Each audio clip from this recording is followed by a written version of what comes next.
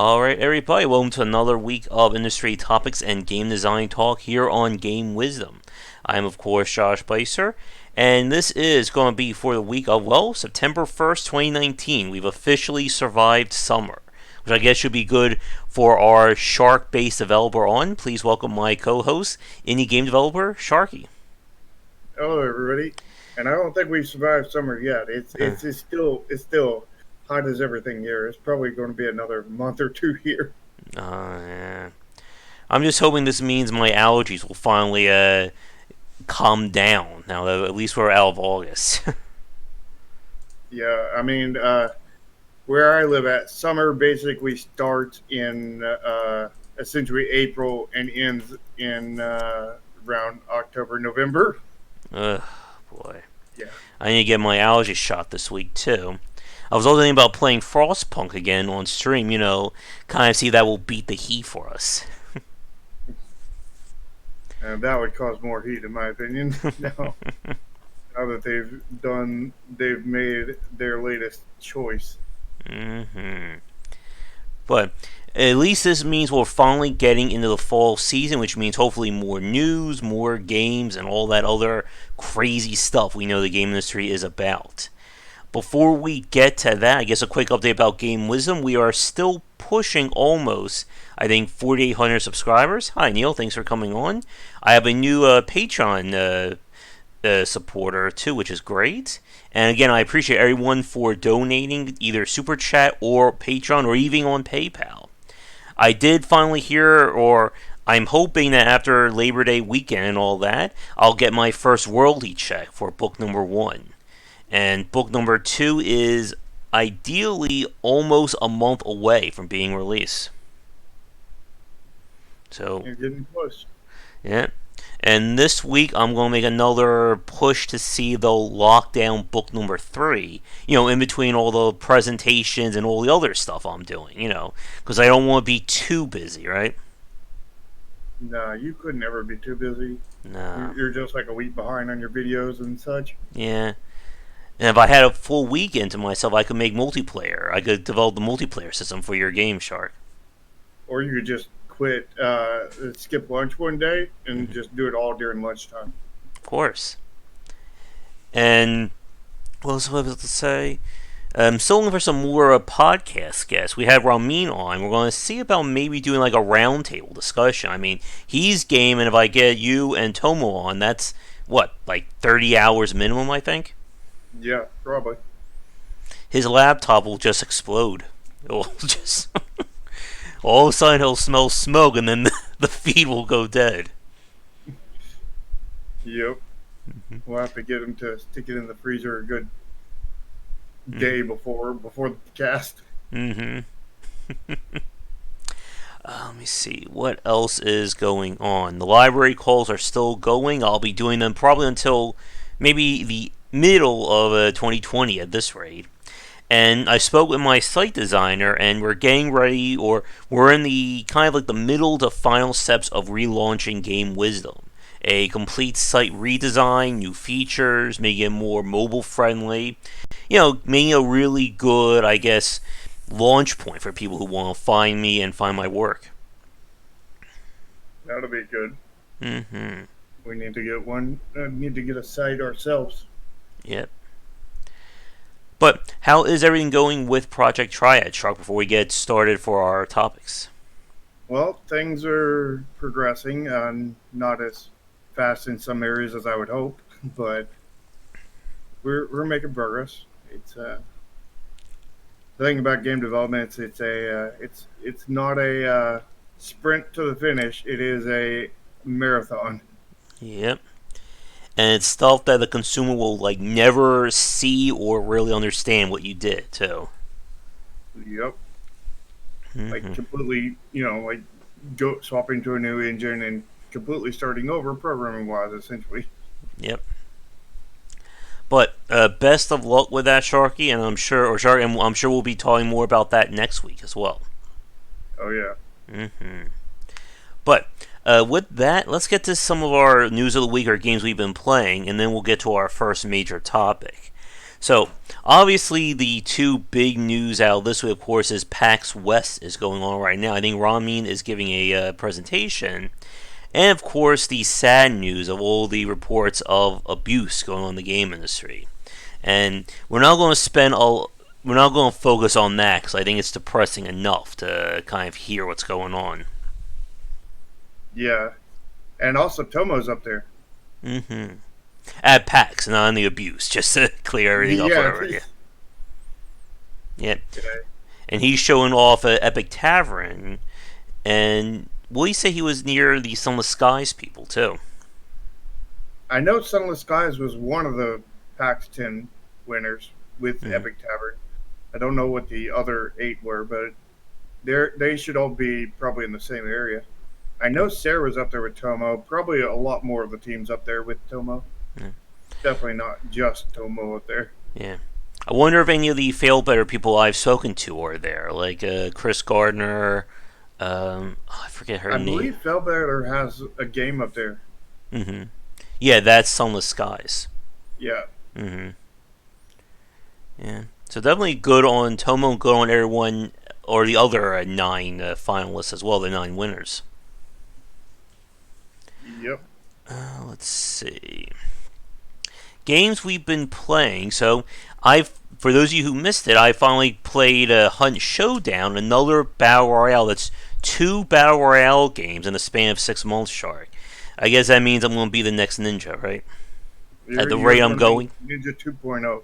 Mm-hmm.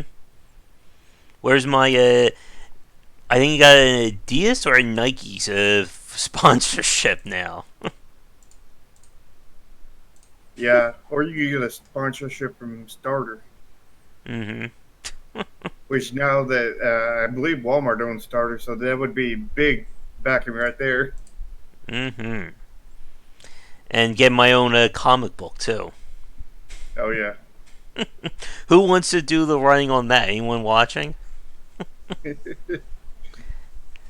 But could only imagine the antics that would go down in that comic book. oh yeah, especially draw from the Discord channel too. Mm-hmm. That will become very not safe for work.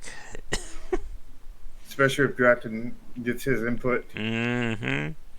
Matter of fact, why don't we have Draken write it? There we go. Perfect. Especially get some of those fan fiction theories people were talking about a few months ago. That's exactly what we want. Oh, the fan fictions of me. Or they were doing some of me too.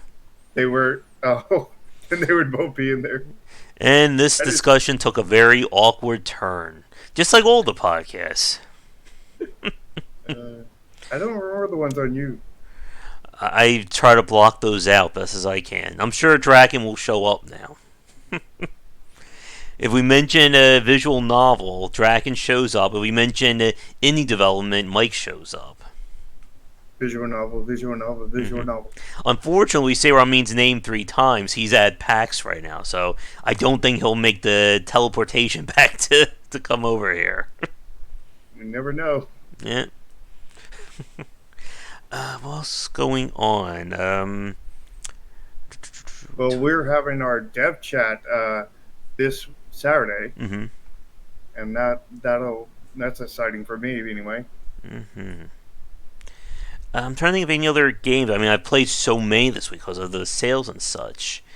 Yeah, like I really want to talk more about the Swords of Ditto. I think I'm going to turn that into a video, maybe video analysis / review. I'm still not sure how I want to go through that.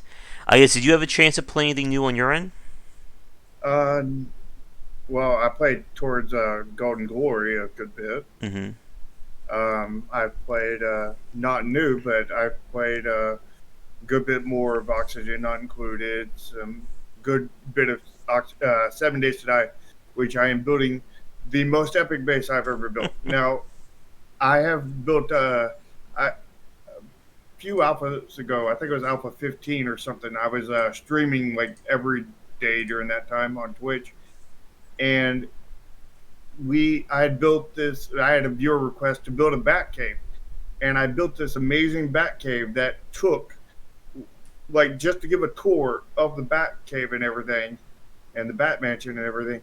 just to walk through it and point out every the big details, not even the details, but the big things, took a 30-minute highlight video.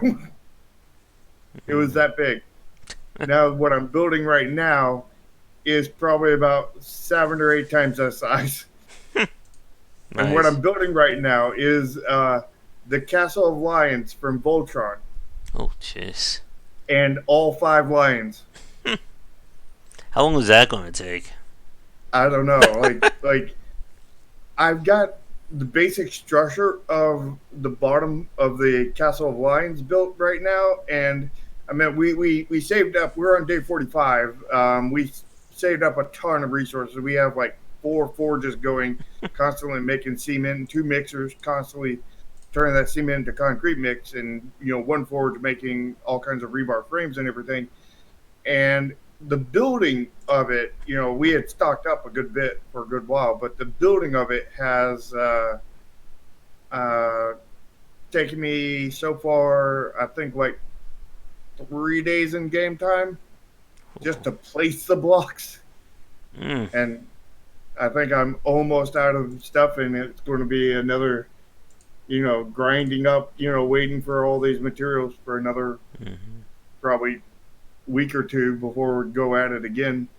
But I'm not completely out of blocks yet. I still have probably another Mm. day and a half worth of blocks. But the where I'm at right now is where it's going to become harder to build, because now I finished the bottom 4 floors, which are, well, I haven't finished them. I finished the exterior of them. Mm-hmm. Um, so when the after the 4th floor, you have these little towers on the 4 corners, little decorative kind of thing, and then in the middle you have this half floor that goes up another, I think, like 3 or 4 stories, and then there's a huge decorative piece on top of that I got to build. Yeah, I do not have the patience for that. Like I know there are people who did like the same thing in like Minecraft and those other games. Now I don't have both the patience or the time to be able to do something like that one. Well, I have 2 people helping me. 2 of my uh, fans slash friends slash helpers slash mods. They wear a lot of hats. All right. I think with that, let's get to our first topic then. Because again, we'll try to keep things under 2 hours or at least over 24 hours. We'll see how things go. Right? But we're going to be talking about difficulty difficulty sliders, and difficulty design in games. And the reason or the motivation for this one came with a post on the Discord earlier when people were citing a review of Astral Chain. That is the latest game. It's not from the Bayonetta developers. I think. No, is that from. No, it's not Team Ninja. Huh. Who is making Astral Chain? Let's see. I don't know. Astral Chain is Platinum. Okay, so that is Bayonetta and so on. Yeah. Yeah, they made Bayonetta. Uh, they made the Mighty 100 or something like that. Bayonetta. Oh, they made Near Mighty Automata. 100. Is that right? Hmm. Yeah, it says they made Near Automata as well. I did not know that. I knew the name of the developer of it, but not that. But yeah, so the reason why it we're talking about was a review came up that somebody wrote saying it's the worst action game. It was boring. There's nothing good about it. And it turns out that they were playing the game on the easiest setting, and they got called out for it. And it kind of brought up this discussion about difficulty and trying to design different difficulty levels for games and why it's a lot harder than a lot of people realize. Um, excuse me. And Malwinius asks, has difficulty design evolved since the 90s? I would like to say it has. What do you think about that, Shark? Well, I mean, everything in game development has evolved since the '90s, pretty much. Mm-hmm. I think it's I think it's less evolved and more came to life because I don't think it was really much of a thing back in the 90s. Mm-hmm. Yeah. I think the difficulty slider was either you were in a quarter munching arcade or you were at home on your console. I think that was our difficulty slider then, whether Yeah. you were in the arcade or at home. Yeah. And when it comes to designing the difficulties of a game, again, like no pun intended, it is very difficult to do that. And I guess my question for you, Shark, and for everyone watching, do you prefer games that have no difficulty sliders, or do you like those that have like between, let's say, on average, 3 to 5 different difficulties? I've never been one much for difficulties. The only time I've ever really liked the choice of a difficulty is on stuff like Devil May Cry 3, where they made that game way too hard, and if you beat it on easy, it's a huge accomplishment. Mm-hmm. Uh, Diablo 2, where the difficulty was less difficulty and more New Game Plus kind of Mm-hmm. thing, and New Game Plus Plus and New Game Plus Plus Plus, rather than actually being Mm-hmm. difficult. Yeah. Other than that, I haven't really had any interest in it besides torturing you during the live streams. Or Draken suggesting I played Catherine on hard difficulty. Yeah, And and I think with Draken, like I don't like to have difficulty settings like by default in a game. As in, make the choice at the beginning. Do I want the game to be mind-numbingly easy or just overpoweredly difficult? I like games that do things differently with the difficulty. Like as you said, with something like Diablo, where it becomes a new game plus, or even something like Ninja Gaiden Black that went the same route. That each difficulty completely reshuffled all the enemies and item placements. Let me see. But yeah, like something, or even something like Grim Dawn, where when you play on the higher difficulty, all the enemies are scaled higher and you get more rewards because of it. It's not just we're gonna make all the enemies do 10 times more damage, have fun kind of thing. yeah. I feel like just scaling up, the damage, or just scaling down how much EXP you earn or stuff like Mm-hmm. that. That's just a waste. I mean, you shouldn't have difficulty for that. Mm-hmm. That should be designed in your core design. Yeah. That shouldn't be necessarily changed. I mean, you could maybe change it on top of other things, but I mean, you better have a good reason to change it. Mm-hmm. Yeah, like going back to Catherine, one thing that I did like about it is that each difficulty setting is a completely different puzzle. So you're essentially getting like four.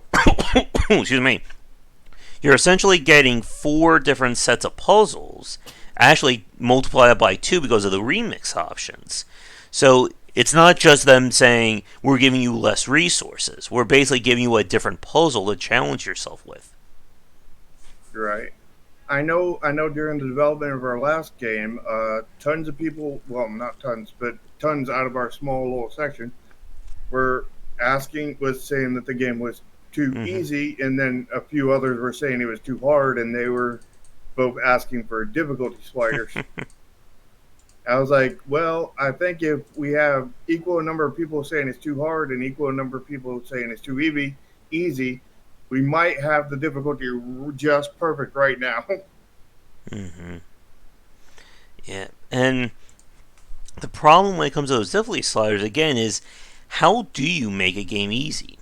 Like again, like for RPGs, a lot of people just immediately say, "We'll just adjust the stats." We'll give the player 5 times more health, or maybe enemies do 5 times more damage.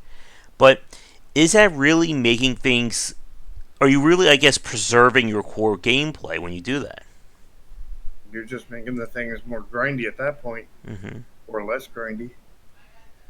Yeah.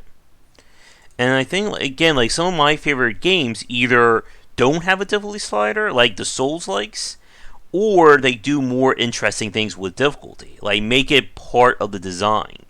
As in something like The World Ends With You, where by making the game harder, you actually are going up your reward chance or the higher quality rewards. Like you are basically able to manipulate the difficulty at any given time outside of combat, rather than it just being something that you set at the beginning and then you never look at again. Right.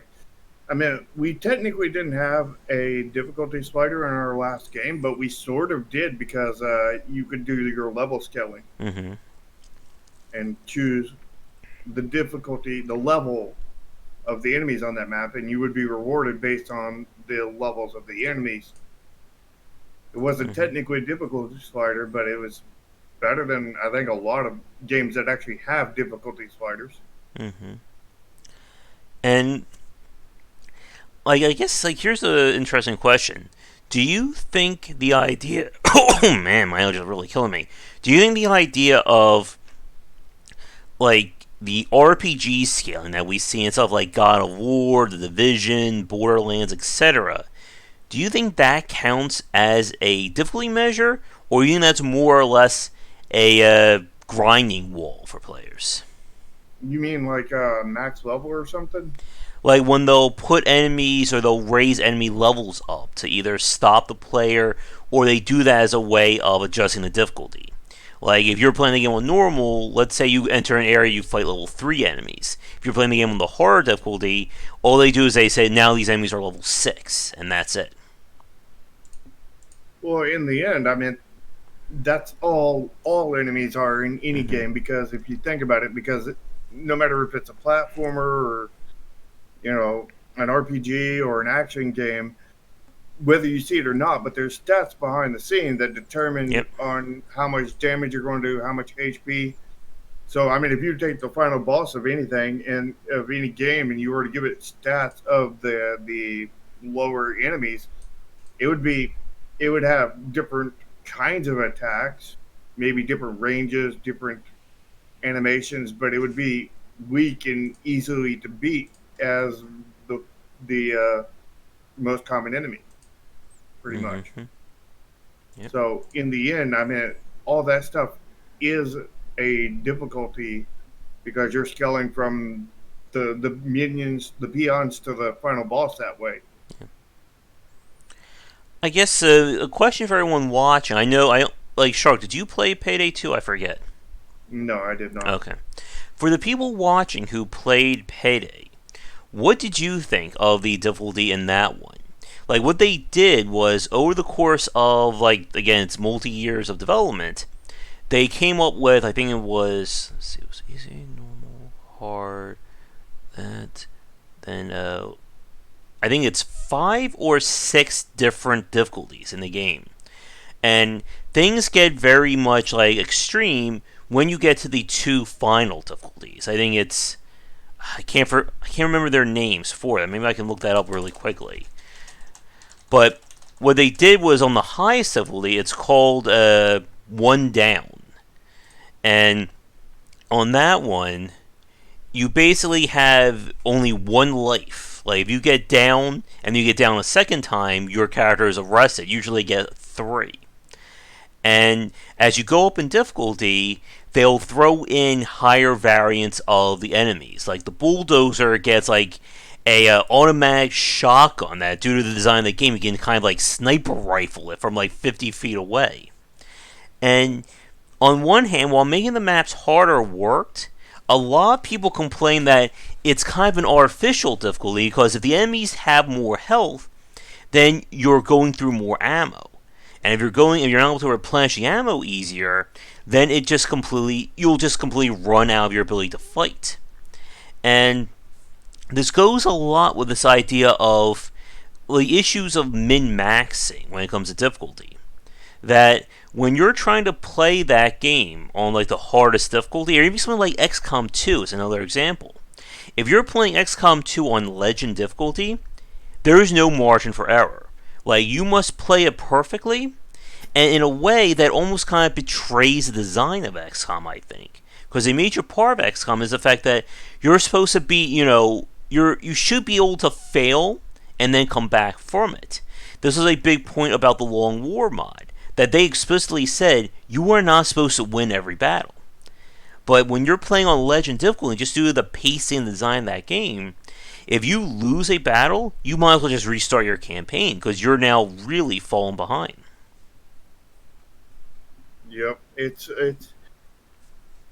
if you excuse me, if Mm-hmm. you go if you increase the stats, if you change the stats, I feel like you should only do it by a small percentage unless you're going to doctor it up by a bit, Mm-hmm. by adding more ammo or doing something to compensate that the Yeah. player can make up the difference kind of thing with skill. Yep. That's a really good point there.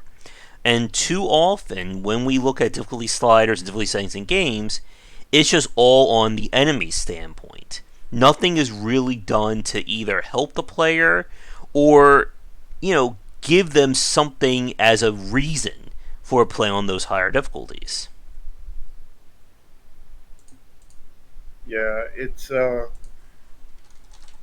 very one-sided in on most of them anyway. Some of them they actually do some more unique stuff and better stuff, but like a lot of them just kind of throw it in. Not to mention that a lot of these difficulty settings, I'm sure, are never even tested. They never go through QA or Mm-hmm. anything. Oh, if you remember Diablo 3, when it was announced, like when they first did like the difficulty scaling, they said that nobody on the team was able to beat the game on the highest difficulty.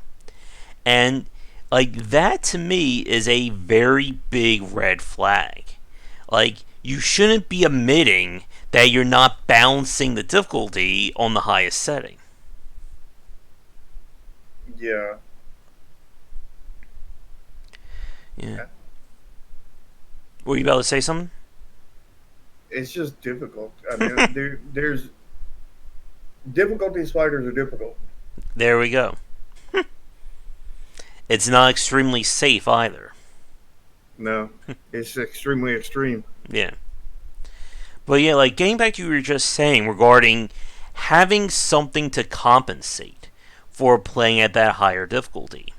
Like this is another thing that I think is very hard to do because a lot of people will say that those who want to play on the highest difficulty just want a challenge. But the problem is, what is considered a challenge? Because you can make anything really hard. That's, again, like what I say, it's easy to make a hard game. But how do you make something that convinces or motivates people to keep playing? I mean, I just thought of a difficulty for platformers. Mm-hmm. Make it where all the normal terrain basically turns into ice, and all the ice turns into super slick ice. Yeah. Have fun. Like with platformers, for instance. Like I said this in my book, that it's very easy to design a Kaizo game or a Kaizo level. But how do you make a Kaizo level that's considered good? Because again, like if you watch, like I've watched people like Dode, who streams a lot of the Kaizo games. He was doing a Kaizo-thon. I think he's still doing it now, and he played like almost like a just like a complete snapshot of the Kaizo, like the history of Kaizo the last decade. And there are games on there that he hated to play, and it's that very weird thing of if Kaizo is such a high skill, high demanding play to begin with, what's considered a good version of that, and what's considered a bad version of that? I don't think there are exactly any good kaizos. I mean, there's kaizos that you can enjoy, but like I'm talking about like an overall good kaizo. I think the closest thing we have to an overall good kaizo would be Rayman. Mm. I mean, Rayman has a lot of kaizo instances. Mm-hmm. Somebody could argue for Super Meat Boy too, Yeah. but those aren't kaizos. They have a bit of kaizo in them, but they're not they're Kaizo. they're difficult, but it's not the same difficulty as a Kaizo game. They're Kaizo lights. Yeah, there's another definition for us right there. But as I'm saying in my book that's coming out, that when you're designing something around, hold on, oh man, yeah, I definitely need my allergy shot. But when you're designing something around player skill, it's very easy to go in either extreme of difficulty. Like if you have, like, again, I'm doing my John Madden hand thing. Like if this is the max jump that a character is designed around, if you want to make a hard jump, you can set the gap to be maybe that long, so that it's almost pixel precise that you have to jump off to make it. But if you want to make it easy, you can make the gap this big. So as long as the player is jumping and moving in the air, they'll make it every time. But when you're trying to design something to be a challenge, to be something rewarding to do, again, that is a lot harder, no pun intended, to make. The thing about the thing about Kaizos in general are, I think they're less of a challenge and more of a, you, this is what a bot can do. Can you match its perfection? And it's a, Mm-hmm. and if you can't, then it's just a get pissed off simulator. Or a break your hand simulator. Yeah.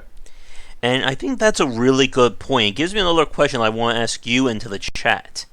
That one of the big differences between, say, something like Kaizo versus a Souls-like is that a Kaizo game is very mechanical in its approach. Again, you don't beat a Kaizo game by reacting. You beat a Kaizo game by, again, learning every block, every tile in a Kaizo level and performing a precise run of it. When you play a Souls-like, that is more of a reactionary kind of gameplay. You have to react to what the enemy's going to throw at you. You have to react to their patterns and what to do on any given moment. So, do you see difficulty being better in a mechanical game or in a reactionary one? When it's just mechanical, it's just a, it's a bot. I mean, Mm-hmm. any bot can do that very with basically no AI or very minimum level. And Where the reactionary, the bot would take a quite strong bot mm-hmm. to uh, to even dream about doing anything in that. And you made me think of something. What if you made a Kaizo game that was not mechanical but reaction based? Would it even be a Kaizo game at that point? Yeah, it's a question. Yeah. That's a really good Could be question there. interesting. I saw somebody made a Kaizo hack that is RNG, very similar to the Binding of Isaac. That it's like 10 to 15 sections, but you don't know what section the game is going to throw at you. And like this was the thing, I was watching people play that Kaizo hack, and they were like, "Oh my god, you mean to tell me that every room is randomized?" And I'm just sitting there going, "Yeah, that's a roguelike. I've been doing that for the last 10 years." And every day with the Yeah. libraries. Mm-hmm. Yeah. And like with that kind of mechanical gameplay, like that's one of the reasons or led to the growth of the task bots or tool assisted speedrun programs. That they can do that. Like if you watch a task bot play a Kaizo level, and if you watch like a master of that game play the same thing, outside of like the millisecond frame perfect plays, they will both probably do the same exact thing. Yeah, because they're basically training themselves to be the bot. Yeah. Now, here's a question for you about that, Shark. Like, going back to, like, discussing Frostpunk for a second, do you think Frostpunk is a mechanical game or a reactionary one? It's a bit of both. I meant Mm-hmm. like the scenarios themselves are mechanical Mm-hmm. kind of thing because it's already set out layout that you're going to have, like is going to get brutally cold, or that you're going to have to keep, these seed pods warm, or this, that, or the other. And all the events are planned out already for the most part. The ones that you don't create yourself are planned out. Mm-hmm. So, I mean, like all of that is mechanical, but the reactionary is, what you do when you're playing, because you can, react in the wrong way or the right way, react too slow, react Mm-hmm. too fast, plan ahead. If you know what's coming, you can plan ahead, and it's a lot easier at that point. Mm-hmm. But, so like it's only reactionary until you know what's coming. And then once you know what's coming, that gets rid of the reactionary part of it Mm-hmm. and turns it into mechanical. Yeah, and that's It's both, okay. but the reactionary can fall to flight. Yeah.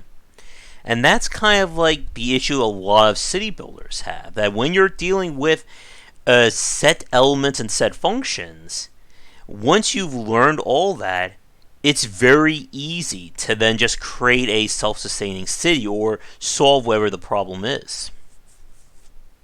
Yeah, I mean, I beat Frostpunk in like the first. I beat all three. I think it had three quests when it launched.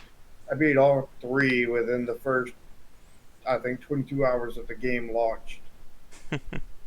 And then I was waiting for new content, and then it didn't come until now that they're offering DLC. Yeah. And it's like, I was still waiting for the game to be completed, Yeah. and now you're doing DLC Mm-hmm. for the complete game, I and it's send them an $50 too. email too, so maybe they'll come on for a chat. Uh, Mm-hmm. I mean, I have to pay $50 to get the DLC to complete my $15 game. And that reminds me a lot of Surviving Mars, but that's a topic for another day. That's another design topic to talk about. Yep. Mm-hmm.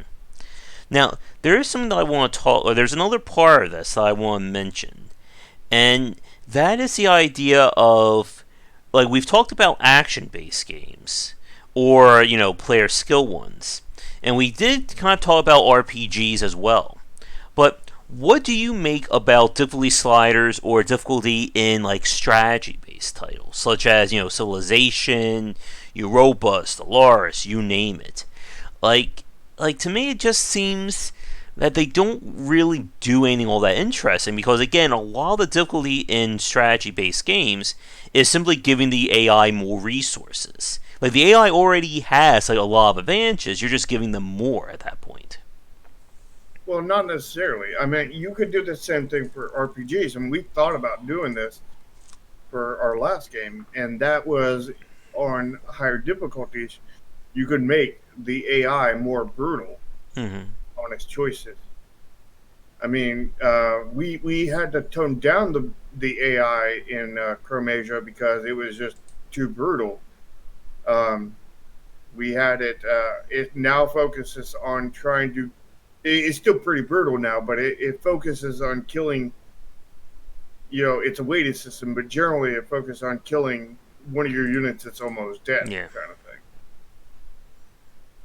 But it's not as brutal as it was before, which I can't remember how it was before. I mean, it was still very similar, but it was to a much higher level. It was I don't remember, but we did nerf it a bit, and we thought about unnerfing the AI to for the harder difficulty if we were to make one. Mm-hmm. And I mean, they could make a better AI, a more brutal AI for the strategy games, Mm-hmm. or pretty much any game that uses AI, which is pretty much all of them. Mm-hmm. But that being said, is a harder AI isn't always harder, if that makes any sense. Yeah. Because it may be brutal, it may be going for your weak point, but in going for being more brutal and more for your weak point, it might be more predictable Yep. and more able to take advantage, and therefore easier if you know the pattern. Mm-hmm. So I mean, And again, like when we talk about like AI, like just to clarify for people watching this, like the AI of a game is still programmed by a designer. Like we're not talking about like neural net, learning, sci-fi stuff. When the AI learns how to play the game as you're going through it. Yeah, I mean, the AI we're talking about is, for example, for our last one, it was basically, it detects, it basically has this template that it can read its attacks, Mm-hmm. it can read the attack range of each attack and the movement for that particular character. So it does that, and it maps out an entire grid and sees everything it can possibly hit. And if there's no enemy that it can possibly hit, then it would just do nothing. It would just skip its turn. Yeah. But where it could hit something, then It it will. sees what all it could hit with. If it could hit attack with attack A but not with B, and it Mm-hmm. could hit with C, then it would just roll a dice at that point. And if it landed on attack B, it would do nothing. But if it landed on attack A or C, it would perform attack A or C based on which one it landed on. Yeah, and like again, like that, like you can exploit the AI. I mean, I did. Anyone who played like a Disgaea or a tactical strategy game certainly has exploited that tactic of I'm going to move my units, one tile up at a time, you know, wait for that one enemy to, try and attack, separate from the group, and then we just all attack that one enemy, as opposed to just moving everybody forward and then we're just pulling like 10 to 15 guys at once. Yeah, one decoy to pull in everybody, and then you dog pile on that one. Hmm. And like the only example of a game that I actually saw did learn was Supreme Commander 2 following an AI upgrade. Like we did a comp stomps of Thorn's watching, he can attest to this, where the AI actually adjusted its tactics based on what we were doing. Like, but even with that said, it was still somewhat I guess exploitable. Like we knew that if we just built nothing but a military, like a ground force, and we sent units out to attack it, and it had no nuclear defenses, it would just start building nukes after nukes after nukes because it knew that we didn't have that defense. So like we could kind of plan around that, and I think that's always been the issue is that when you're making things harder in a lot of cases, you're really only, I think, removing the safety net of play. Like, excuse me, for the people who are like going back to XCOM, the people who are masters at that game and can play it, almost perfectly every time, the legend difficulty probably doesn't hurt them all that much because they're already playing the game at that level. It's just now the game is reducing the chance or reducing your way of failing safely. Yeah, it's less safely extreme. Exactly. Getting back to Malwinia's question, do you think digital ace has affected difficulty design? I think what he's saying is that in today's market, if somebody says a game is too hard, you can, developer can patch that within a week or so, or they can adjust things very quickly, as opposed to trying to learn and figure things out. This has been a major point for a lot of live service games, where you release a champion or a new faction, and your forum for the very first week will be, "This is OP, please nerf. I can't do anything about it." Yeah, and this is goes back to the whole thing about testing and everything because Mm-hmm. I know some developers now don't even bother testing their game. They just go early access and unleash their untested things onto the community and let them complain about it. Mm-hmm. It's like, you shouldn't be doing that. Mm-hmm.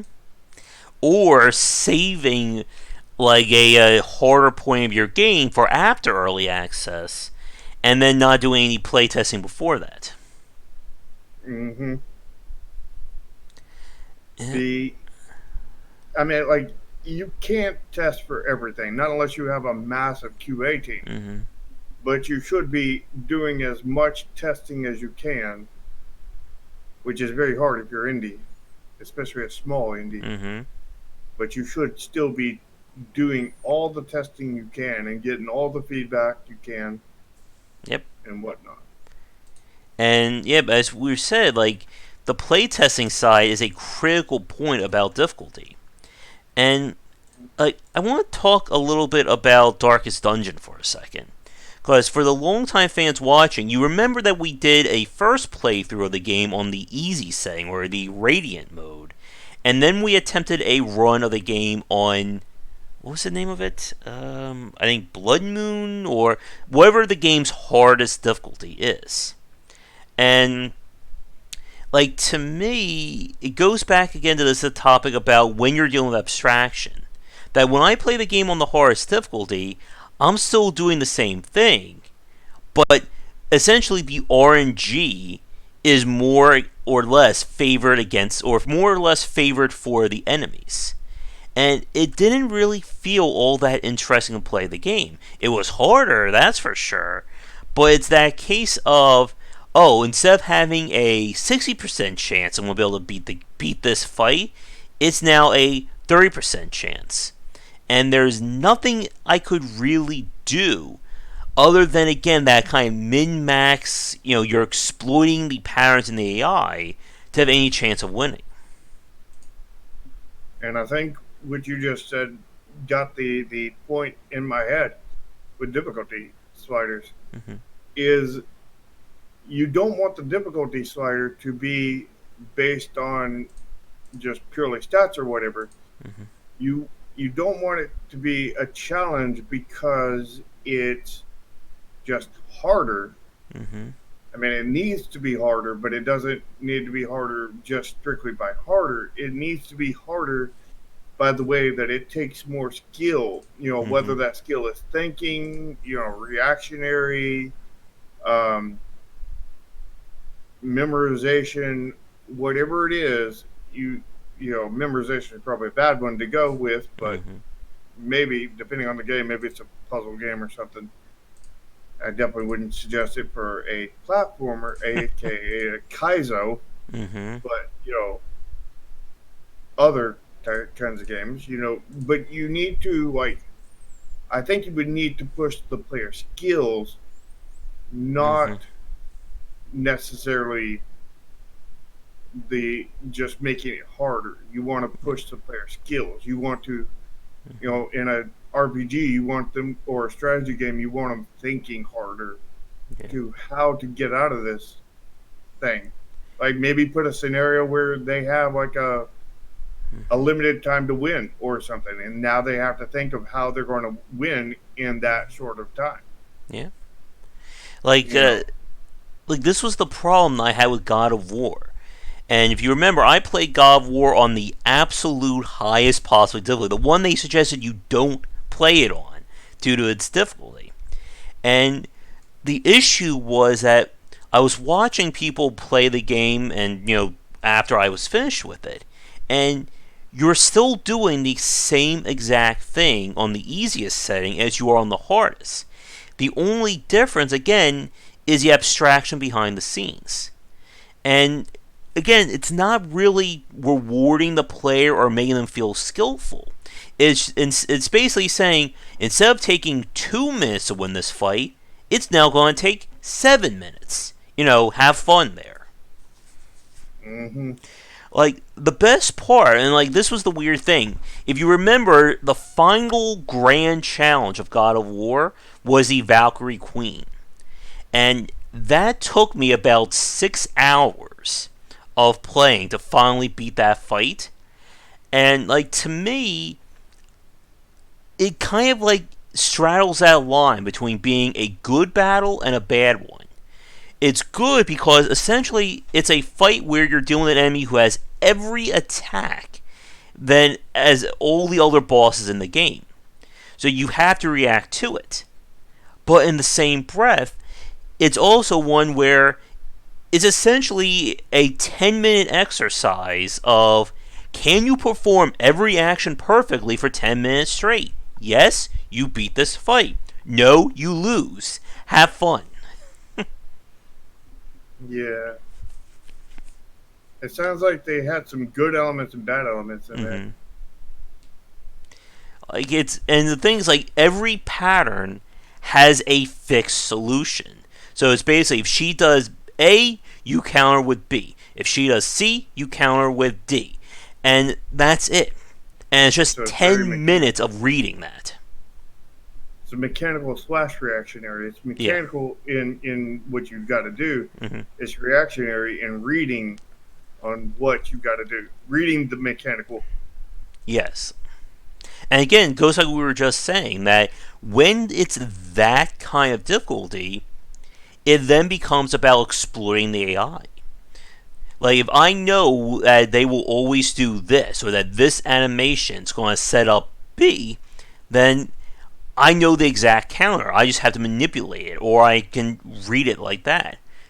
So in a way, like going back to Frostpunk, it's reactionary until it becomes mechanical. Yeah. And this whole talk has just really opened my eyes to the whole difficulty setting because I haven't given it all that much thought, but like I'm seeing that most difficulty sliders and such in pretty much every game is absolute crap in my opinion. Yeah. It There's a again, it's few. hard to make a good difficulty. Mm-hmm. Now, there's two more points I want to bring up here, and then we'll move on to our next section. So the first thing is I want to go back to easy for a second, as I guess even with Jantrovic said there, that one of the biggest things that was kind of done over this decade, even arguably maybe kind of starting last decade, is having the super easy difficulty, aka the story mode. And this is something that I think is very interesting. Because when I first heard about it, I was completely against this kind of difficulty. As Gordon was saying there. And when we say story mode, this is not the same as having easy. Or it's basically the step below, or the step, it's easier than easy, if that makes any sense. And it's one of those things that I'm of two minds about. On one hand, I think it's a good idea to basically have a way that if somebody is just interested in the story, they can play through the game. But I'm on the other mind that if somebody just wants to play the story and not play your game, why the hell aren't they playing your game? Like it seems like it feels like it's solving a problem that the developer made themselves. If that makes any sense. Yeah. Uh, But the story mode does interest me in some ways because like mm-hmm. I, I feel like it should be an unlock after you beat the game though, if that makes any sense. Mm. Because um, I remember my kind of original thoughts about it. It was like you beat the game already, you loved it, and you want to, you know, you go back to it and you're like, yeah, this is a 40-hour long RPG, but I don't feel like going all the way through it. But I want to experience all the story. Just hit story mode, and you can, basically it Mm-hmm. just stitches together all the cutscenes and maybe a little bit of gameplay in between, and fast forward so that it you can experience it in maybe 5 hours or so.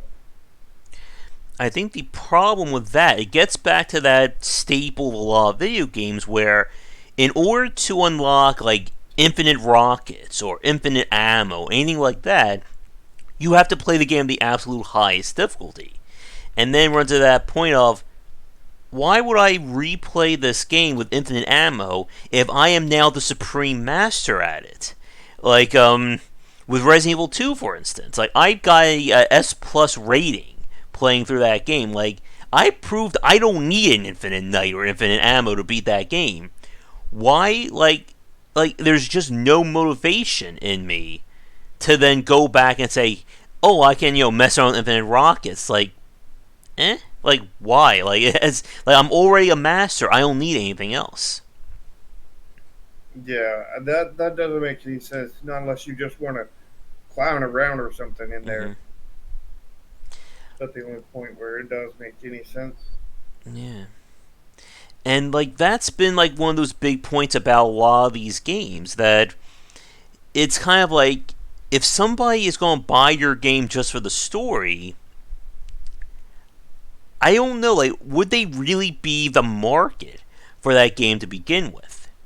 This was one of those, again, like, oh, get ready, folks. Hey, your drinks ready for this one. This, of course, goes back to something like Sekiro.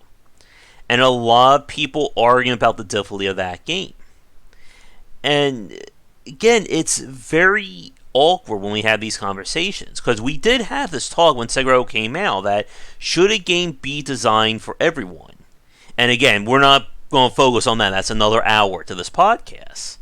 But it's that idea of it. If I design my difficulty curve at this level of skill, and somebody buys my game at this level, should I compensate my design to allow them to beat it? Or they're going to hit that wall and they're going to get stuck.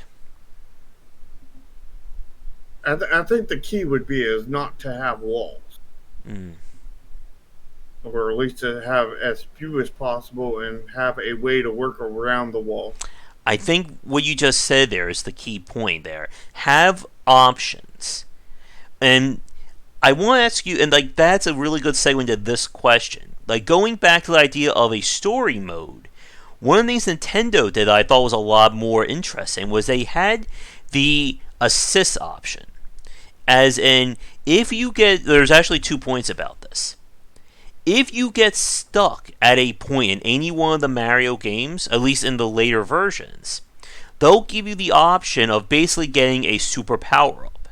You know, like they'll make you invulnerable to pitfalls, or they'll give you infinite jumping. It only shows up if you are hopelessly stuck at a section. If you're good at the game, you will never see that option come up.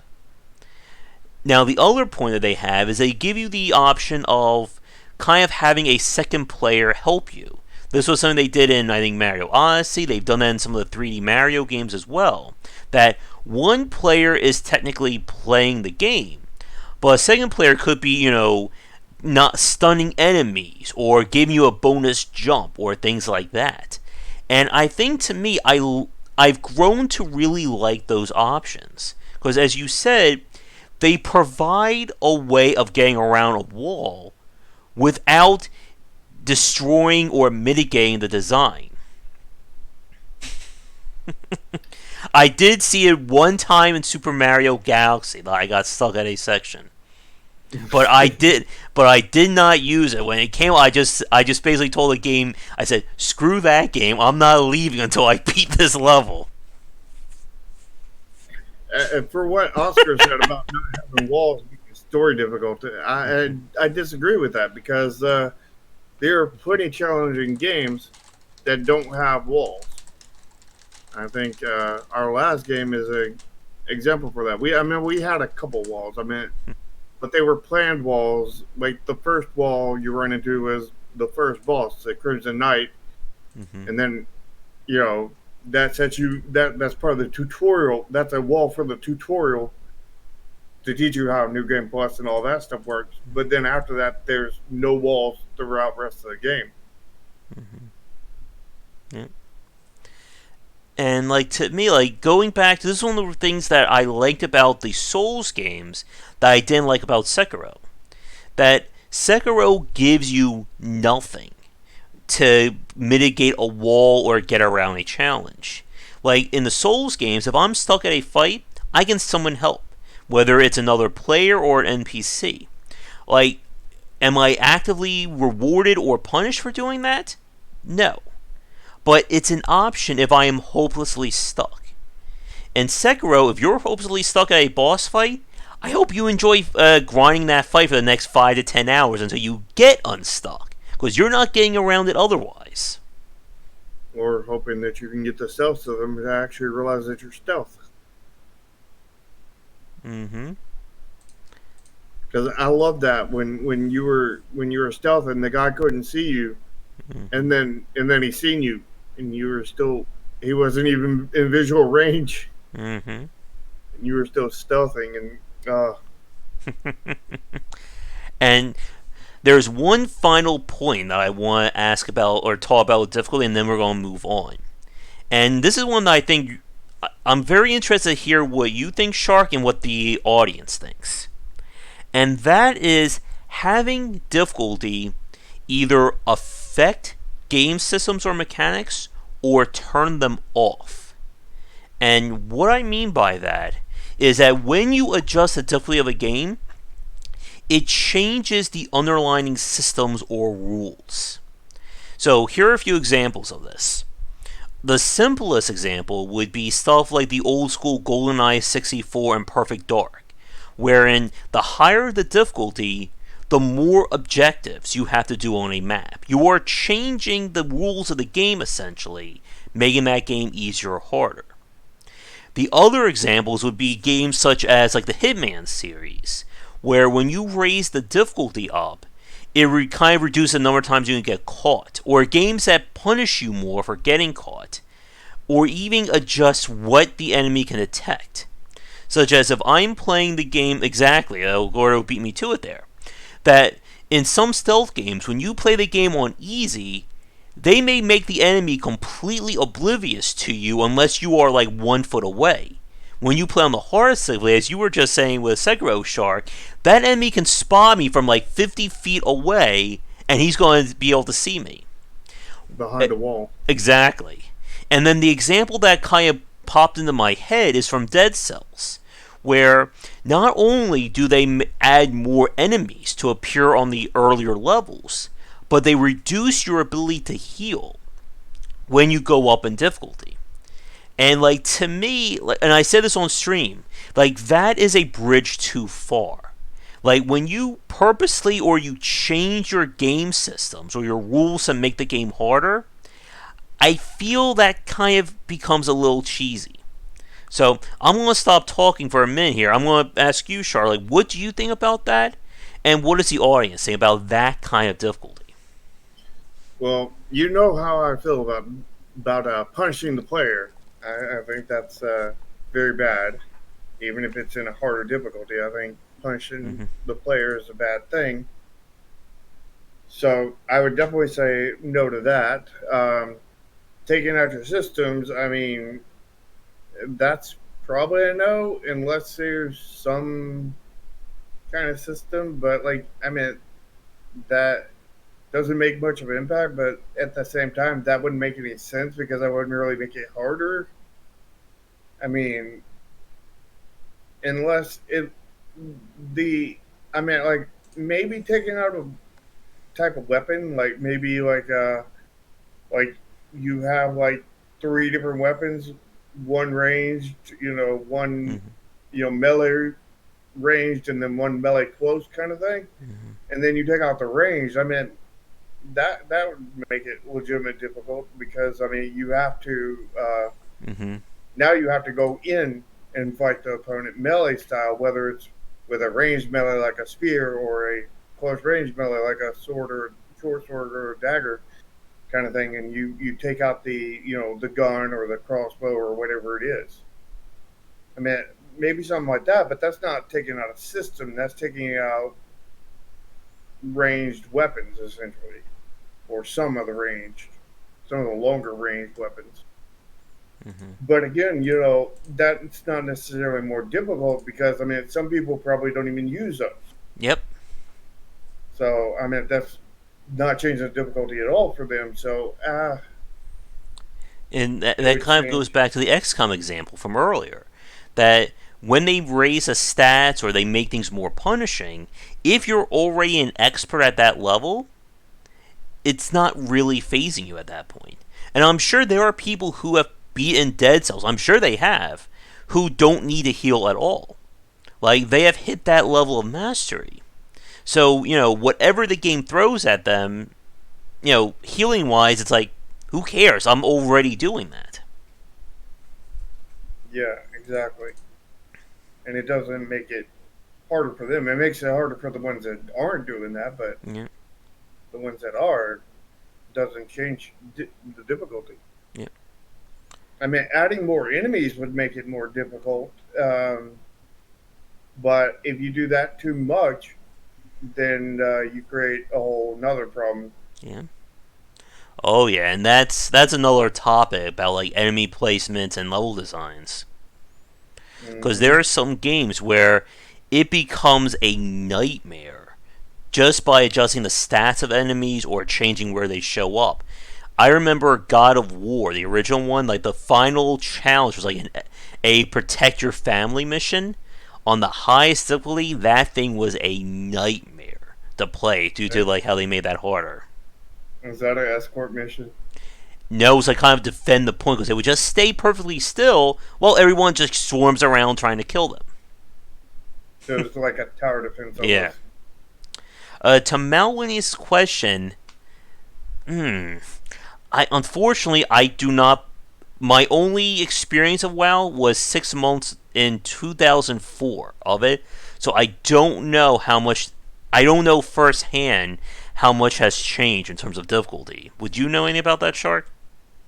I would know even less than you because my experience with WoW was about two about 1 to 2 hours about 2 years ago. Yeah. So Yeah. And again, like when we talk about like from like a difficulty point about veterans versus new class mounts too, when we talk about that, like you have to be really careful because veterans will always want things to be harder. They always want more challenge, more things to do.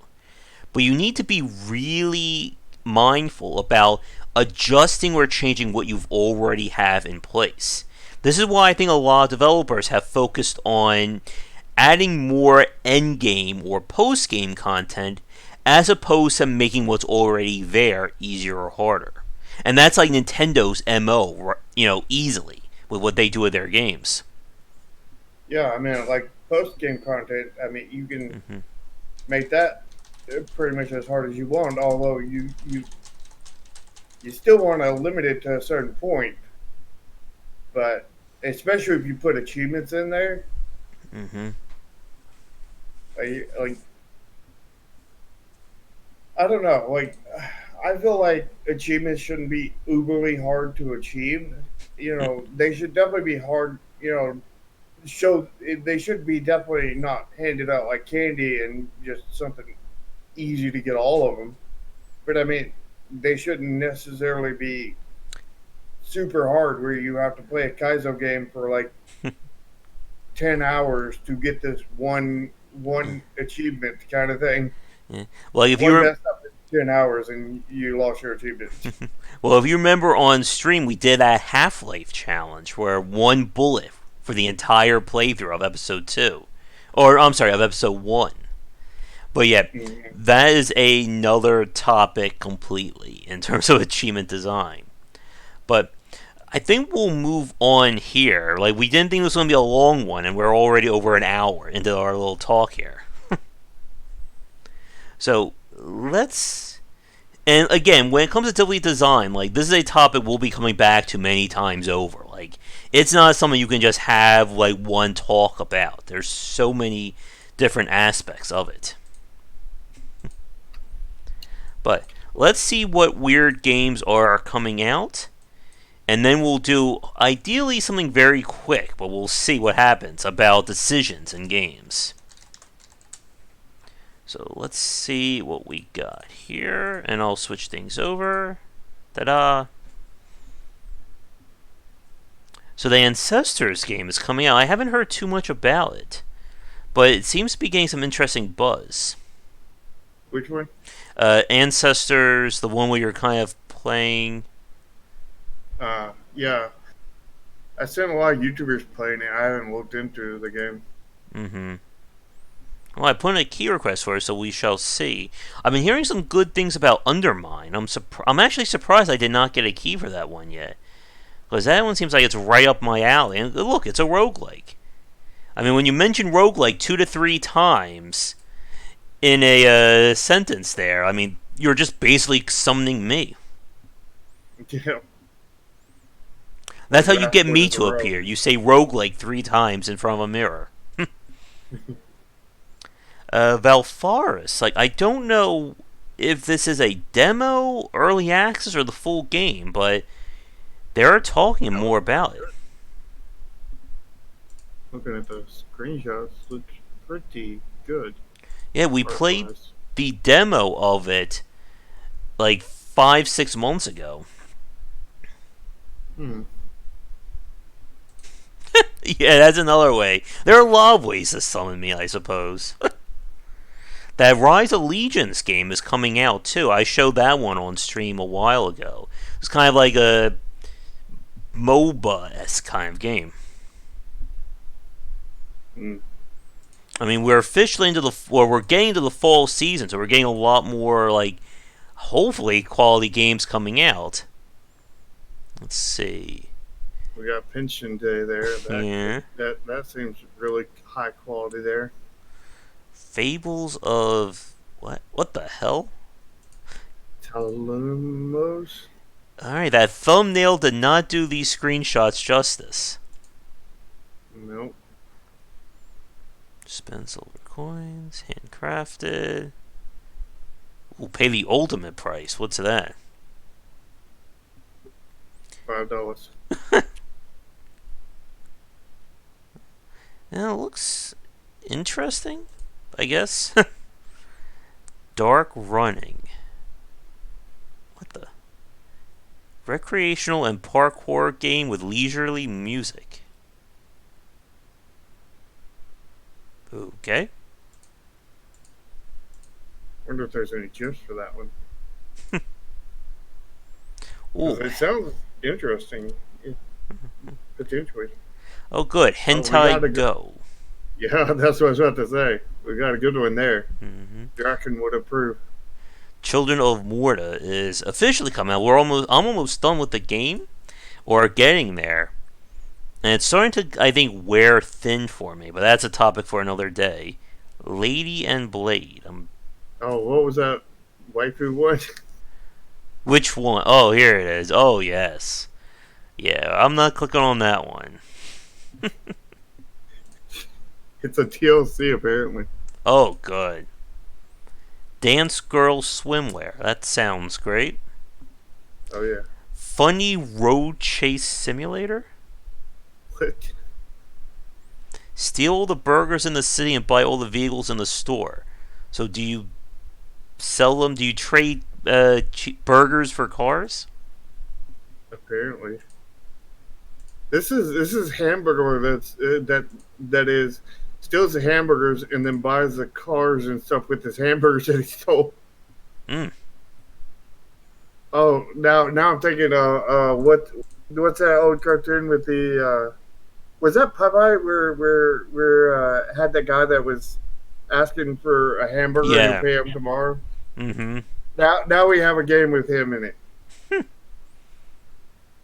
Oh, good. I think, Shark, here's your next game. War Battle Royale Battlegrounds. Just combine all the names right there. The issue with that title is they needed one more battle in there. Battle War Battle Royales Battlegrounds? Or Yes, War yes. Battle Royale Battlegrounds Battle? Yes. Actually, maybe Battle War Royal Battlegrounds Battle. Mm-hmm. Oh my. Let's see. Why does this game sound familiar? Oh, it's made by wait. So it's a remake, I guess, of Haymanot Games. Why does that sound so familiar to me? Sounds familiar to me too. Oh yeah, they did Surviving Mars. They didn't do Victor Vran, did they? They did Tropico. Yep, they did Victor Vran. How much DLC did they make for Victor Vran? I did not realize that.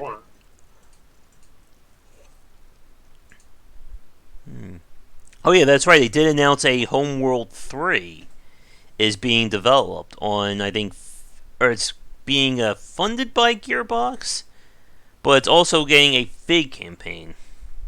Square Weapons Dungeon. Did you see that one? No. Rubber Toys. Oh, here I it don't know is. if you want to click on Rubber Toys. Roguelike-ish. That's a new one. So now we have a roguelike, rogue light and a rogue light a rogue ish. Mm-hmm. Let's see. Dominoes, Three Cats, Fit for a King. Let's see. So Josh, what is a rogue ish? I don't know. What about roguelite-ish? Oh no. The Dreadful Whispers.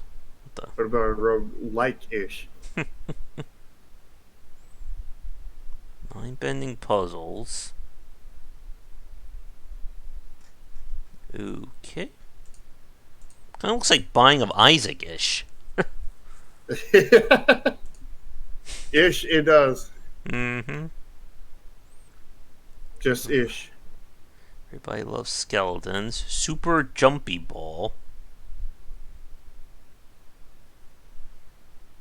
I don't want to click on the video though. I'm surprised there's no screenshot. I don't either after seeing that thumbnail. Taurus. Itchy meeting. Draco would approve of that one. Mm-hmm. Okay, shooter. I really don't want to click on that either. Planet Automata. Pew Pew Rocket. Ooh. Space shooter. Guitar Hero type beat system. Oscar's on the itchy meeting now. Oh no. Stars N, okay. Multiplayer survival. Sounds interesting. Without any loading screens. And maybe Star Citizen will come out at some point. But will any one of us be alive by then?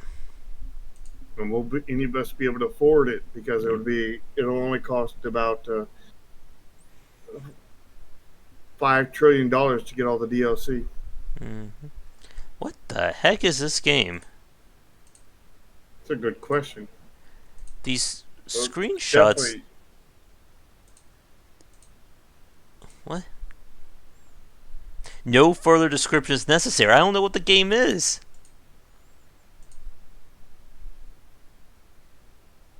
Maybe no description is necessary because they don't know how to describe it necessarily. It's undescribable.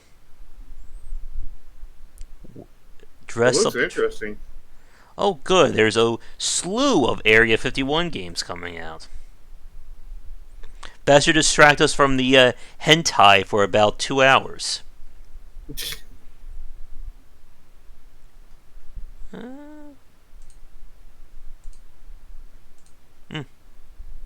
Where are we now? That sounds like a game for Josh. Not to be confused with a game for Josh. Fantasy Little Jobs. Ooh, pizza game. I'm actually getting hungry too. Uh-oh. Update 84, we're almost there. Update 105, it's coming.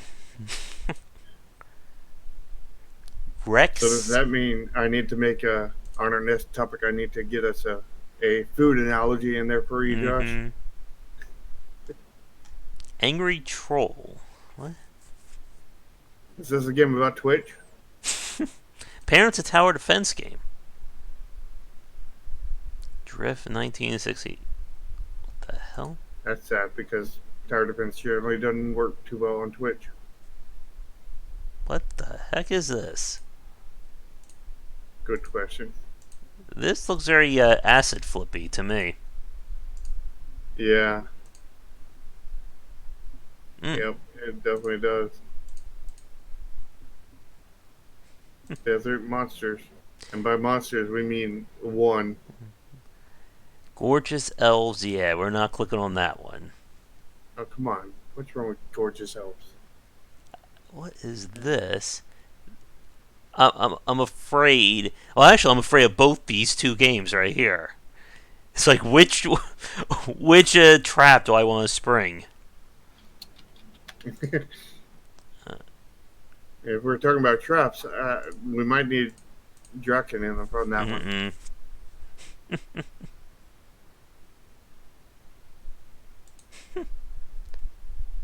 ED Consulting? Alright, this will be our last page. Ooh, Girlfriend Simulator. That sounds educational. Mm-hmm. Oh, we are going to get so many copyright claims for this one. Or, flags, I should say. What was that? 3? Mm-hmm. Mm. I'm interested in No Man's Sky a little bit. Not enough to buy it, though. Like, if it's on a deep enough discount, yes, or if I get a key for it. Yeah, with me on No Man's Sky, when they lower the base price down to $20 and then they go on sale, that's probably about the time I'll pick it up. Mm-hmm. Blasphemous Which would probably comes. mean never. Yeah. I'm definitely curious about, or I'm interested in Blasphemous. If I get a key for that, I may just pick that one up myself. Because, again, Souls like gritty Metroidvania. That's like right up my alley there. You need to get a key for that one. Mm. Desire Gambling House, okay. What the hell? Got a little screenshot with that one, the thumbnail rather. And Dodo is action and casual game. 2D action shooting and avoiding monster attack. What the heck is this screenshot? What the heck is all the screenshots?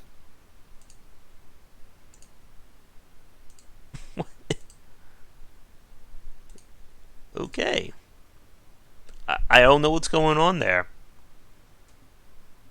You can shoot monsters with ammo, but ammo are limited. Therefore, you have to save ammo until last boss. Trial and error, you need to find your best way of goal. With 36 ammo, you defeat various monsters and gimmicks. I don't think English is their first language. Was the sentence shooting voice is my voice an indication there? Not really. S key, go to menu. Space key equal jump key. Okay. And double jump. With exclamations. Uh-oh, we summoned Draken. Mm-hmm. We got Draken with the trap. Oh, so okay. now we now know a second way to summon Draken. Say trap in the mirror 3 times. Mm-hmm. If we say Indy a few more times, we'll get Mike on too. You better play more. I think Draken was the only one who was getting into that one. I think Mojo was about to, again, like, shoot something, shoot the screen. I passed out before it. I watched it in the replay, though, in the VOD. Mm-hmm. Mm. Alright. But, alright. Well, we'll see. Maybe sometime this week. Especially once the embargo. Oh, God. I think they just want me to get flagged by YouTube. I think that's the reason why they want me to play it. Let's see. Is it actually out yet? Well, that doesn't tell me that's the Japanese release date. Okay, it's out on September 3rd. So hopefully that means I'll cover the embargo, but I'm sure they'll block the endings. Alright. But, time check, we're about an hour and 27 in. So we'll spend about maybe 20-30 minutes, ideally, on our last topic. And then we'll see, and then we'll wrap it up. But, very quickly, or hopefully quickly, the next thing I want to talk about very briefly is about decision locking, or becoming decision locked when it comes to playing video games, both from the outside, like deciding what games to play, and more specifically about being overwhelmed by too many choices. So, like, last night I was sitting there thinking, what game do I want to play? And I had a choice between Frostpunk and XCOM. I was like, okay, how do I want to punish myself tonight? How do I want to hurt myself before I go to sleep? But the more specific point about this conversation is about hitting the player with so many choices when they play the game that they just don't know, what to do, and it puts them off of it. And this is something we see a lot in strategy titles, and even especially in RPGs. that tend to just overwhelm you with all manner of character building, character choices that the player has no idea what they're doing. And like for myself, I've come to appreciate games that lock more things at the beginning than just unlock them all at the start. I guess, what do you think about that, Shark? I think there is a method to teaching a player. I Mm-hmm. think that goes into kind of tutorial design of unlocking stuff more gradually as the player learns one system at a time. Because if you do an expedition dump all at once, very few of it is going to get absorbed into the player's head. So Mm-hmm. you need to do it bit by bit to do a well designed tutorial, in my opinion. Mm-hmm. So, yeah, I would say, you know, there's nothing wrong with having lots of it, just need to not dump it all on the player all at once. Mm-hmm. Do it bit by bit. Yeah, and for a lot of like the indie games we played last night, they tend to like throw you right into the thick of it without really teaching you what's going on. And it's one of those cases where having 80, 100 different choices to begin a game with, it sounds amazing, but do you think that developer really balanced the game around all those 80 to 100 choices that you can build your character on? Maybe, but will you be able to play those 80 from the beginning? Because probably not, because you won't understand them. You'll understand maybe two or three, and then the others will be Greek to you until you play it more and more and learn more and more as you go. Mm-hmm. And like this to me was when I got decision locked in Europa Universalis. That you beat the tutorial, you hit new game, and then it's here, choose a nation of all the countries in the world that existed during the 1600s. Pick one, then you can play it. Yeah, there is too much choice in that case. Mm-hmm. And this was another big point about a lot of CRPGs that, it's not just you pick a character. You pick all the perks. You allocate all the stat points. You pick, where they came from. What's their surname? Where they go to school. What was their major? And all of this will determine whether or not you can beat the game. Mm. Decided all right up from the bat Mm, before you even know how to play the game. yeah. Like to me, like one of the things I really liked about Queen's Wish, the next game from Spireweb, is that you don't have to allocate stat points anymore. It's just all skill points. Like to me, I think that's more. I'd rather have more meaningful choices that are fewer than just overwhelm the player with things that just you have no idea what they do or not. Yeah, I think the issue is that you need to have the player involved in making the choices. They don't need to not know what this choice means before they have to make the choice. They Mm-hmm. need to fully know what that choice means before they choose it. Yep. Because otherwise, it's not a choice. It's just a random, You're just pushing buttons, basically. yeah, And exactly. like that to me has been one of the stopping points for playing the Total War franchise. Like, I have friends who love all the Total War games. I've heard nothing but great things about. I think it was Shogun 2 Total War, Warhammer Total War, and the Romance of the Three Kingdoms one that just came out. And every time I try to play those games, it's like, okay, I hit start. I have this nation. What the hell am I supposed to be doing now? And it's that, and that's the strange thing. Like, I can play roguelikes that are all about you figuring out how things play. But when I try to play like a Total War game, I just feel completely lost. Yeah, I mean, when you don't when you don't educate the players through tutorials and UI design and UE design, it's Mm-hmm. like you walk into a nuclear reactor, and Mhm. there is 5,000 buttons ahead of you, and another 3,000 switches, and another 1,000 slides. And Mhm. it's like, here, pick the buttons you want and the slides you want, so the switches you want. How do I do this? Yeah. If you want to find that out, here, click this little question mark right here, Mhm. and it will open up a filing cabinet that has 262 books that are all Mhm. like 300 pages and have like 1,000 words on each page. Yeah. Enjoy. And they'll explain exactly what everything does. Have Again, I fun. get to bring up Airplane 2, switch being surrounded by switches, lights, and knobs.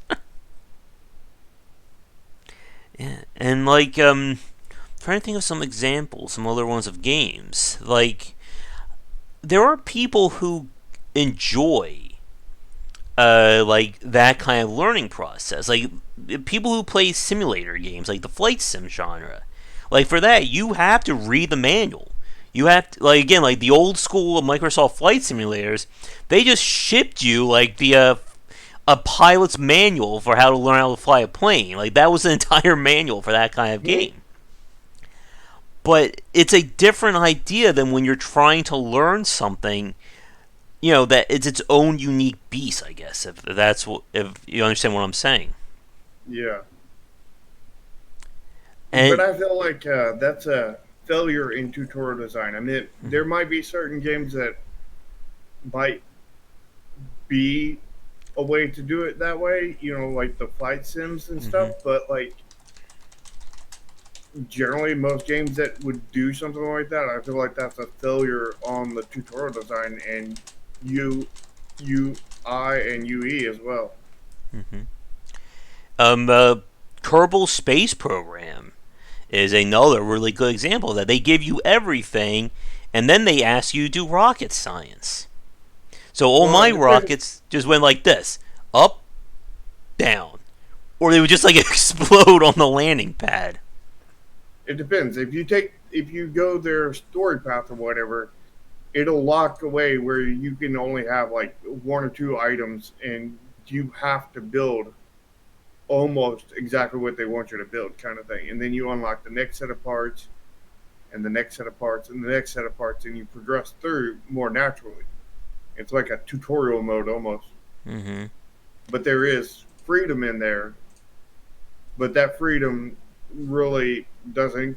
You don't get much until you get like until you learn the basics of what Yeah. what you're doing, kind of thing. Yeah, and I think that's one of the things that a lot of developers struggle with, especially for open-ended games. That if my game is about 500 options, how do I make a beginning that's fun that the player's only using six? And some games can get away with that. Like Minecraft is a really good example, or even something like Factorio. That in Factorio, you have a very wide berth in how all the mechanics work, but you're limited to the very basics because the rest it has to be unlocked through progress. Mm-hmm. And like even something like Mario Maker, I think falls into that same trap of we're going to give you everything to begin with, make something. And unless you are already kind of like have that mind towards design, a new player is going to look at all these options and go, I don't even know where to begin, much less, designing a level. Yeah.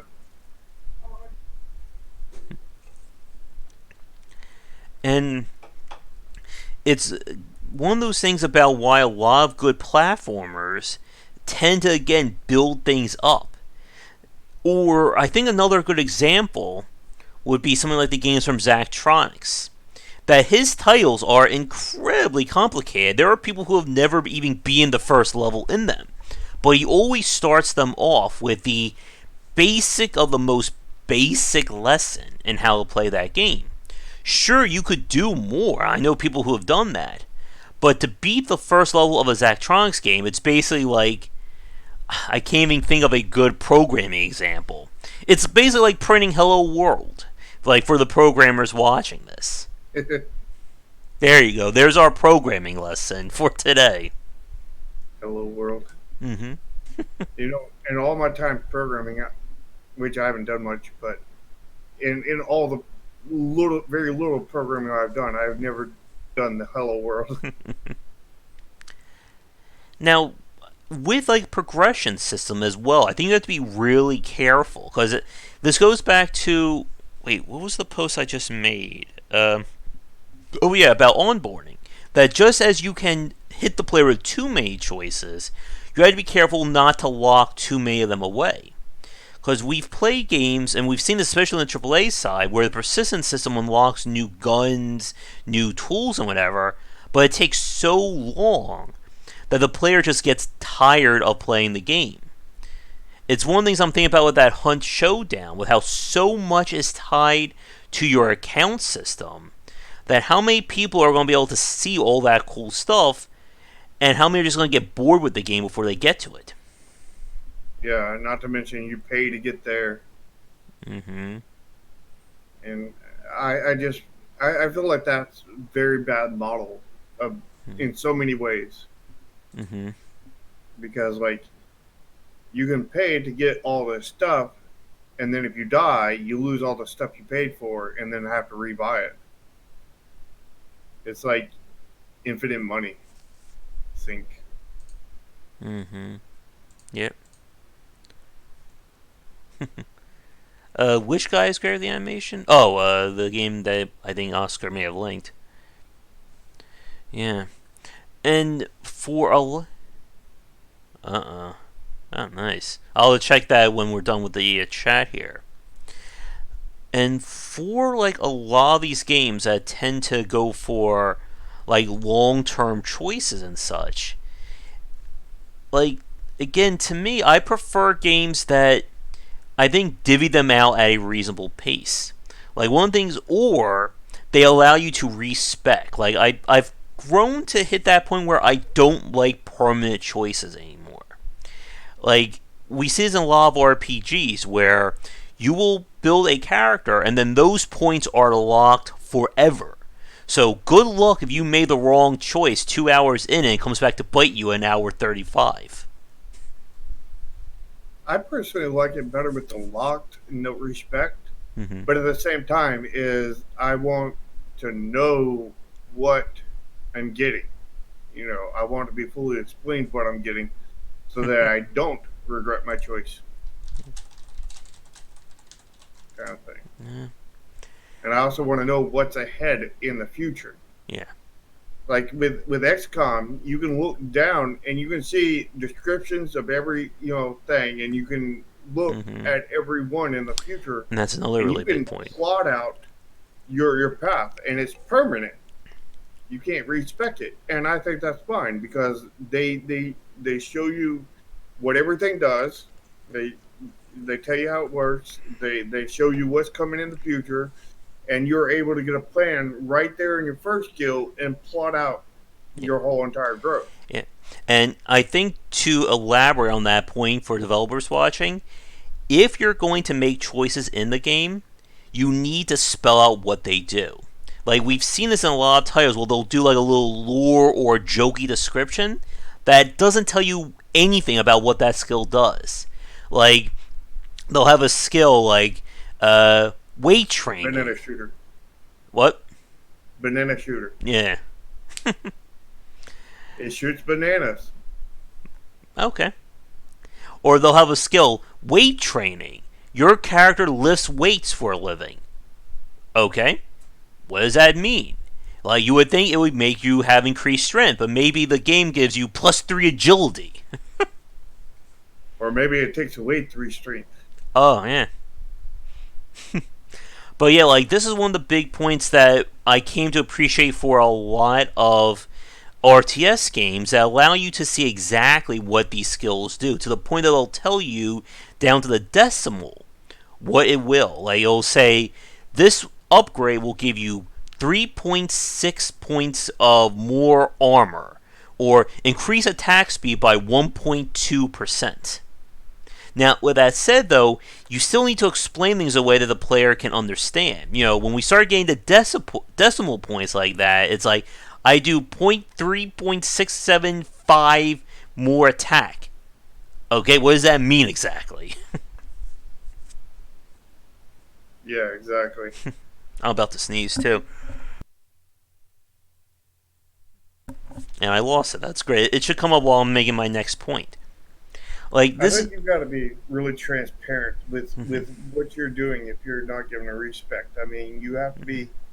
I think you should be really transparent either way, even with a respect. yeah. But I think being transparent and fully educating the players Hmm. on what is going to happen in the game, what this action will cause Hmm. future, Yeah. in the future. The player, I think the ultimate point for this section is that the player should always know why something is happening in the game and what it does. Like Yep, this is. it shouldn't just be vague. Yeah. Like, Here's a bunch of buttons. Pick some. mhm. Or if I do an action and I have no idea why I succeeded or failed, that's another big problem. Yeah, informing the player Hmm. before they make their choices. And as a bonus point to add on to that, the player, like if the player has to make a decision, they should be able to figure out everything from within the game itself. This is one of the UI flubs I felt happened with Darkest Dungeon. That, as a rule of how things work, the percent chance for something to pass or fail is determined by the strength of the player's action and the defense of the enemy. So, what I mean is, let's say my weapon has a 70% chance to cause poison. The enemy has a 30% chance to resist poison. So, what that means is if I do that attack, I ultimately have a 40% chance of that succeeding. But I have to do that mental calculation in my head every time I do an attack in that game. And to me, I felt that was an issue with the UI. I remember I talked with Chris about this, and he said ultimately it was just a part of the design of the engine that they couldn't, like, it would cost more work to get that to fix it than it would have been just to leave it alone, kind of thing. Yeah, you get that way on games, especially as they get more and more finished. You get locked into stuff to Mm-hmm. where it takes so much more work to do something. Where like if you had done that like in the first like 6 months, it would have been 10 minutes to put in. But like if you put it in now, it would take 3 months, a year to put in there. Mm-hmm. Yep. It's easy when your game's in early alpha, not so easy when it's almost done. Hmm. Because you make that one change, it changes everything else around it. Well, I mean, a game is in the end a bunch of connected systems that Mm-hmm. work together. So if you're throwing in a new system or changing a system, that's going to have a domino effect on all the other systems. Oh, And if all yes. the systems are finished and polished and everything bug tested, that's Mm-hmm. going to make them no longer finished, no longer bug tested, no longer fully polished. And that can again lead to that situation of 2 steps forward, 3 steps back. That could be System. more like Oh, that's yeah. more like one step forward and about a Yeah. hundred or 200 Mm, back. yeah. I, you know, this system doesn't work. I change it. It's better now. But guess what? Everything that was connected to that system prior needs to be changed. And then you change that, and then there's bugs. You have to fix those bugs. And then once if I have to change that system again, then all that work goes out the window once again. Hmm. But yeah, that's a little bit more getting off topic. But I do want to wrap things up just so we're not all dying at our keyboards, or at least Shark and I, again, the audience, they can go get food and drinks. We don't have that luxury. I need a little You, buffet table next to me whenever I do this stuff. did you get that endless pizza buffet for 3 years? No, I need that. It's that mysterious corner of the wall that you don't see. That's where the buffet is right now. The Right. fifth corner of my wall.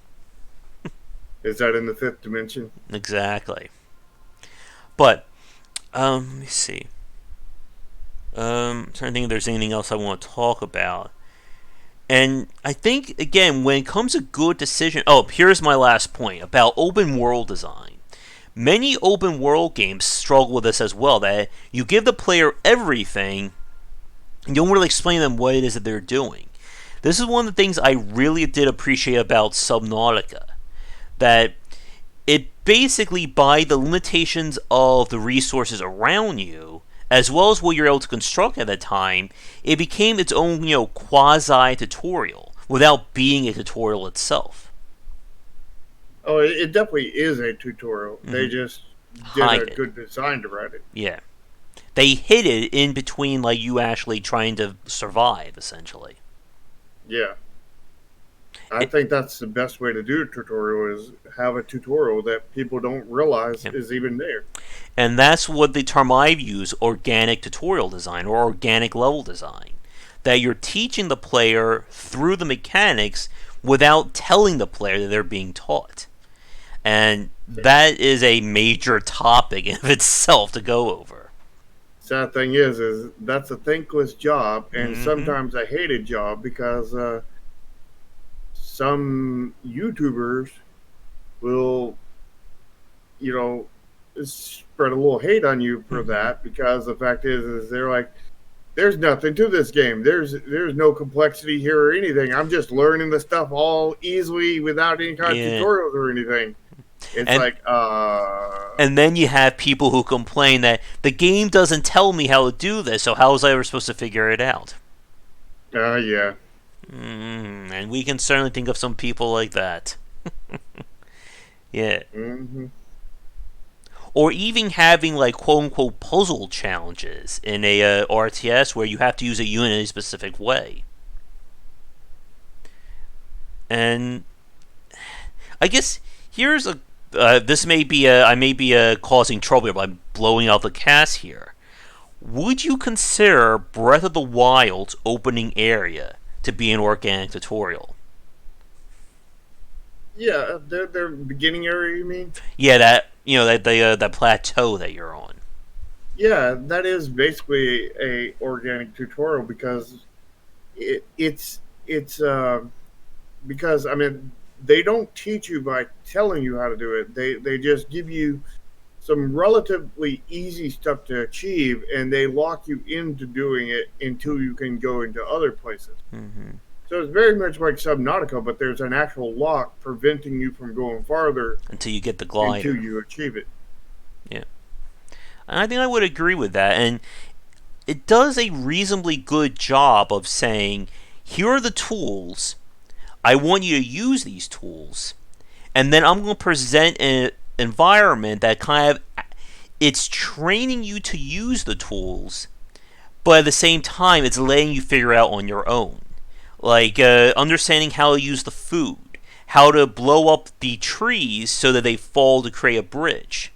And as you were just saying, Shar, regarding like people learning by playing the game, it's that trick of saying you're tricking the player into thinking, I'm learning all this stuff on my own. The developer's not telling me anything. But really, the game is designed in a way to make you think that. Yeah, it's the sense of accomplishment, Yeah. which then we can get into memes on that one. Mm-hmm. And Prey being another really good example of that with the whole gloop gun. But yeah, it gets, again, like, this touches so many different aspects that it's definitely one that we could probably spend an entire cast on its own discussing. Potentially, I don't Yeah. know if I have enough Mm-hmm. knowledge to go that long on it. Yeah. Like, this would be a case where I would love to bring in somebody from Arcane. I mean, that would be like a 5 hour cast easily, just talking to Arcane Studios about immersive sims and level design. Hmm. Oh, yeah. But I think we'll wrap things up here for now. Especially it's Labor Day weekend. We have to. Supposedly we should be relaxing this weekend, right, Shark? Yeah, I relax about as much as I relax any other time. Yeah. I'll be making videos tomorrow during my relaxing day. And then the roguelike-ish begins on Tuesday. Yeah, somebody told me that you should tell your boss that you need, if you don't get time off, you should tell your boss that you should, get time off. And even if you don't, then just act carefree and whatnot all day Mm. and be happy, just for the sake of it. It's like, okay. Yeah, that works. Yeah, no relax in the game industry. Exactly. Yeah. But I think let's wrap things up here. Because again, these topics we can come back to later on. And yeah, when Ramin gets back from PAX, ask yourself in the mirror. Yeah, let me do that right now. Yeah. But when Ramin gets back from PAX, I'll ask him about doing or setting up a round table. Because again, we can have plenty of discussions there. But Oh, yeah. I guess other than that, I do need to make a state of the channel video again for August now that we're in September, but I'll have to do that too. Maybe I'll do that tomorrow during my work vacation. But Your workstation. there we go. Thank you. That's some really good advice, Alberto. But thank you everybody for watching this, either live or recorded. Again, be sure to check out the Discord and the Patreon link down below. You can follow me on Twitter at GWBycer for random thoughts throughout the day, or just hear me rant on Discord. For you, Shark, for people wanting to follow you, what are the best ways of doing that? Well, the best way would be joining our Discord, which you can get a link from me in Josh's Discord, Mm-hmm. Game Wisdom Discord. Just go in there and message me, or find a way to message me on YouTube. My name's in there. And And what is your Twitter as well? Because I know you set up a new one. you would ask me that.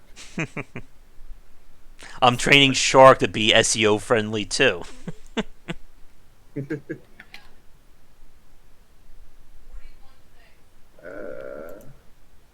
My Twitter is at Nexus Games INC #1. All right. I hate that #1 part, but Mm-hmm. Yep.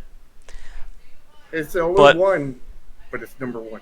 all right, but yeah, we do have to get going. So, guys, I'll be back later tonight, and have a great evening. And come back for daily discussions on game design here and on Game Wisdom, where we examine the art and science of games.